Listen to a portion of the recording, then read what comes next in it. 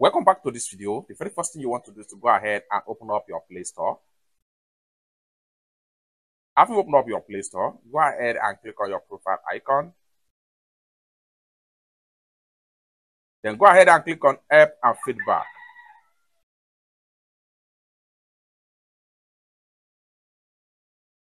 Then here you go.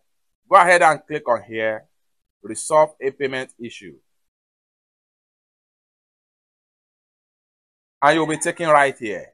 Now, first thing first, you need to make sure you confirm your Gmail account.